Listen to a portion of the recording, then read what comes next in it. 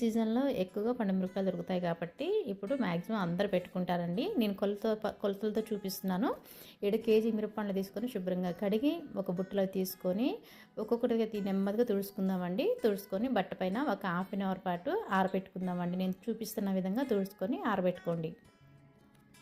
ఇలా ఆరబెట్టిన పళ్ళని ఈ విధంగా తొడాలు తీసుకోవాలండి. ముందే తొడాలు తీసుకోవద్దు, వాటర్ పోయి పచ్చడి అనేది ఖరాబ్ అవుతుంది. ఇలా తొడాలు తీసుకున్న తర్వాత ఒక ప్లేట్ తీసుకొని ఈ విధంగా చిన్న చిన్న ముక్కలుగా కట్ చేసుకుందాము. ఇలా కట్ చేయడం వల్ల మన మిక్సీ జార్లో అయినా రోట్లో అయినా రుబ్బుకోవడానికి చాలా స్లోగా ఈజీగా ఉంటుందండి. ఈ విధంగా కట్ చేసిన మిరప పండ్లని అన్నిటినీ ఒక గిన్నెలోకి తీసుకొని